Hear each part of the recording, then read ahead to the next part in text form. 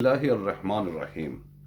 सबसे पहले मेरे दोस्तों, एक बड़े प्यारे साफ़ी सुहेल वड़ाइच साहब, जिनसे बड़ी माजरत के साथ मैं ये वीडियो बनाने लगा हूँ। उम्मीद है कि वो गुस्सा नहीं करेगा बल्कि खुश होंगे। एक पाकिस्तान का नीम पागल, दकियानूसी और बोतानबाज झूठा शख्स, जिसको कि लोग आजकल पाकिस्तान का प्राइम मिनिस्टर ऑफ पाकिस्तान कहते हैं, उसने गुजरात के चौधरियों को फ़ोन किया।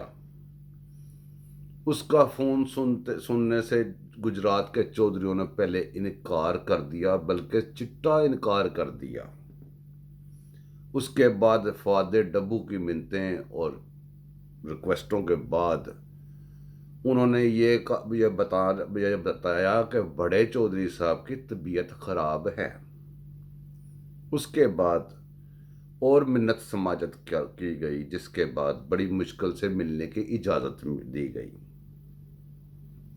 रशिया के दौरे से वापसी पर दुनिया की आलमी जंग स्टार्ट करने के बाद हमारे प्राइम मिनिस्टर ने अपने झूठों का सिलसिला जारी रखते हुए टीवी पे बैठ के पूरे पाकिस्तान से फिर झूठ फिर बोतानबाजी की, और वही कंटेनर से लेके आते हुए जो गंदी खसलत दिखाते हुए उनका रिकॉर्ड था उसको बरकरार रखा।